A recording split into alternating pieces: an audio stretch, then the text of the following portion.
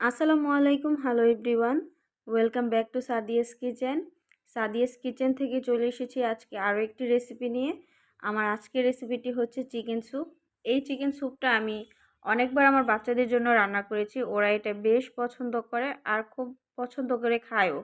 তো তাদের এই রেসিপিটা আজকে আপনাদের সাথেও শেয়ার করছি।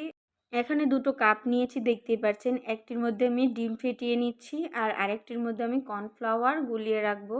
তো আমি একটা ডিম নিয়েছি, ডিমটাকে খুব ভালোভাবে আমি ফেটিয়ে রাখছি। আর অন্য কাপটির মধ্যে আমি নিয়ে নিচ্ছি 2 টেবিল চামচ পরিমাণ কর্নফ্লাওয়ার। এই কর্নফ্লাওয়ারটা আমি গুলিয়ে রাখছি হাফ কাপ পানি দিয়ে, খুব ভালোভাবে মিশিয়ে নিতে হবে।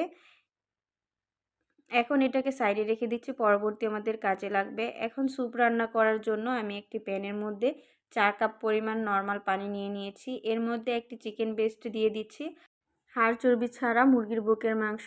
আর দিয়ে দিচ্ছি এখানে হাফ কাপ গাজরের টুকরো, ছোট টুকরো করে কেটে নিয়েছি। দিয়ে দিচ্ছি 1 চা চামচ আদা রসুনের পেস্ট, আর দিয়ে দিচ্ছি স্বাদ মতো লবণ। আর এখানে আমি একটি নুডলসের মশলা ব্যবহার করছি। আপনারা চাইলে নুডলসের প্যাকেট মশলার পরিবর্তে এখানে গোলমরিচের গুঁড়োটাও ব্যবহার করতে পারেন। আর আমি যেহেতু বাচ্চাদের জন্য এই স্যুপটা রান্না করি, আমি সব সময় এর মধ্যে প্যাকেট মশলাটাই দিয়ে থাকি। তো এখন ঢাকনা দিয়ে ঢেকে দিয়েছিলাম 10 মিনিট সিদ্ধ করে। এরপর আবার 10 মিনিট পর আমি ঢাকনাটা উঠিয়ে চিকেনটা উঠিয়ে নিয়েছি। এখন গরম থাকা অবস্থায় এরকম দুটো কাঁটা চামচের সাহায্যে মাংসটাকে ছাড়িয়ে নিচ্ছি, একবারে ছোট ছোট চিকন চিকন করে নিচ্ছি।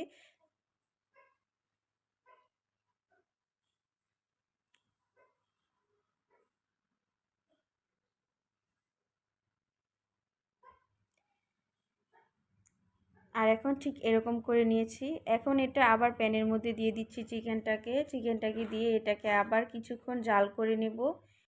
এখন এর মধ্যে আমি দিয়ে দিচ্ছি 1 টেবিল চামচ পরিমাণ টমেটো সস আর 1 চা চামচ পরিমাণ সয়া সস। আমি যেহেতু বাচ্চাদের জন্য রান্না করছি তাই সুইট চিলি সসটা অ্যাড করছি না, আপনারা চাইলে ওটা দিতে পারেন।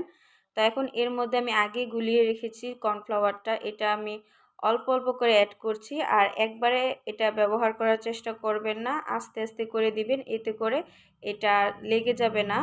বা চুলাটা এই পর্যায়ে মিডিয়ামে রেখে এটা করতে পারেন, তা না হলে দলা পেকে যেতে পারে। তো এখন এই পর্যায়ে এসে এর মধ্যে আমি ফেটিয়ে রাখা ডিমটা দিয়ে দিচ্ছি।